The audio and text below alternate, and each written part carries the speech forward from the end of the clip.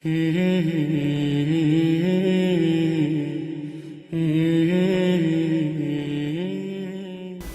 alhamdulillah, wassalatu wassalamu ala rasulillah. Alhamdulillahi hamdan yuwafi ni'amahu wa yukafi'u mazidahu. Sallallahu ala sayyidina Muhammadin wa ala alihi wa sahbihi ajma'in. Allahumma allimna ma yanfa'una wa anfa'na bima 'allamtana wa zidna ilman ya kareem. Welcome to Marriage Matters with Muslim Harmony, where marriage is made easy. Prophet ﷺ walked in one day to the house of Fatima radiallahu ta'ala anhu, his daughter. And as the Prophet ﷺ walked in, he noticed that Ali radiallahu ta'ala anhu, he wasn't available, or he wasn't at home during that time. Now the Prophet ﷺ, he's the father of Fatima, and naturally he asked Fatima, he questioned, where's Ali?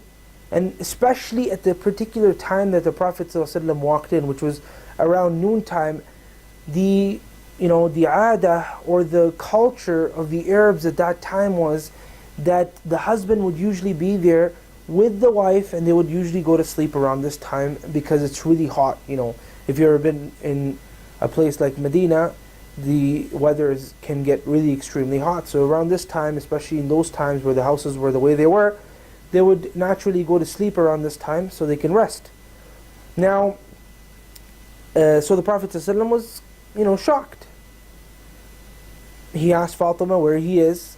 So Fatima said, something occurred between me and him. And I want to focus on this statement of Fatima radiallahu ta'ala anha for a moment.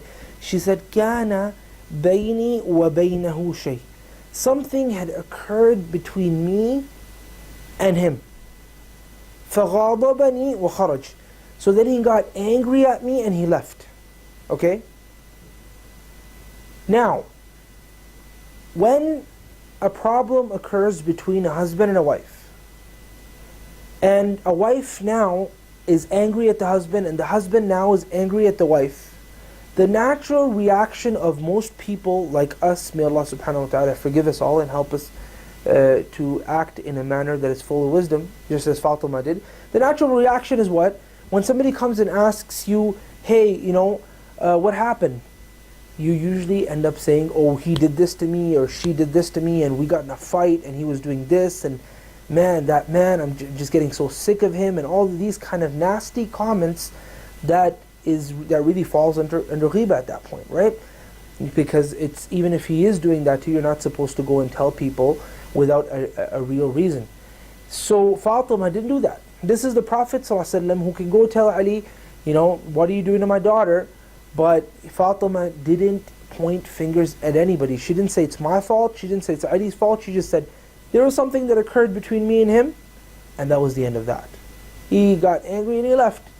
So the Prophet ﷺ said, where is he? She said, I don't know where he is. Okay, he left. So the Prophet ﷺ had somebody with him at that point.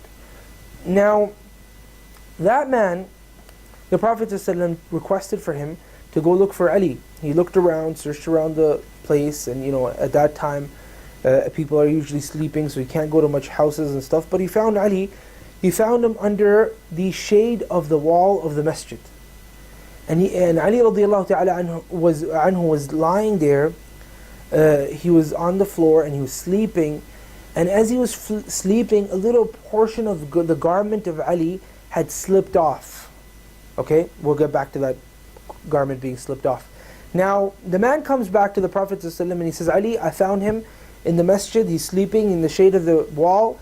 So the Prophet ﷺ, he says, let's go to the masjid. So when they got to the masjid, the Prophet ﷺ sees Ali and his garment off from the side slightly, and he comes and he takes his blessed hand, alayhi salatu wassalam, and he starts to rub the dust and the dirt off of the side of Ali radiallahu ta'ala anhu, saying to him in the most beautiful of manners, saying to him, قُمْ أَبَا التُّرَابِ قُمْ أَبَا التُّرَابِ قُمْ أَبَا التُّرَابِ. Wake up, the father of the dirt, wake up the father of the dirt, wake up the father of the dirt. Now, the father of the dirt doesn't necessarily sound very good in English, and you might look at it like as an insult even, but the fact of the matter is, the way the Prophet ﷺ was treating the scenario made it so beautiful, and even in the Arabic language in general, it just sounds so beautiful that Ali radiallahu ta'ala anhu, though he was angry at his wife, and this is the father-in-law of his wife, this is the father of his wife, i.e.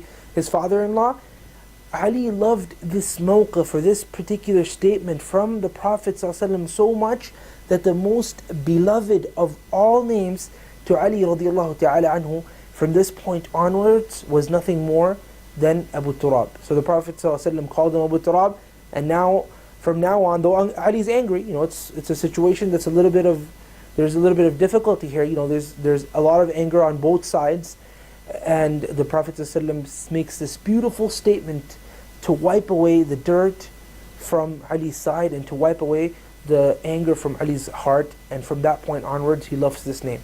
Now, the lesson that we can learn from this particular aspect of the story is that, look, you have the Prophet ﷺ extending a gesture of love to Ali. You have him extending a very beautiful sign and a very beautiful manifestation of love to Ali, and this hand of love, and showing Ali that it's not just my daughter that I'm concerned about, it's also you. You're kind of dirty right now, I want to clean that dirt off you. I want you to get up like you're my child as well.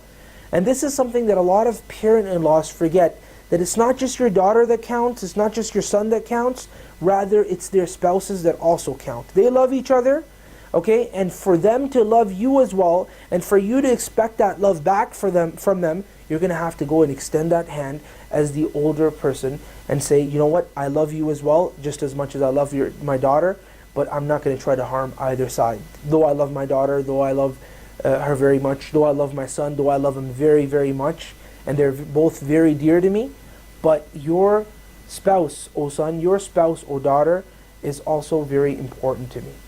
And the way you can do that is by extending a hand of love, just the Prophet ﷺ is doing here. So we have two lessons, very, very beautiful and very, very crucial lessons in the story. Number one, if you have a marriage problem, keep it to yourself. Fatima radiallahu ta'ala anha kept her problem to herself, because she realized that if she was to bring a third party in, the problem would become magnified and maybe uncontrollable at the end of it, right?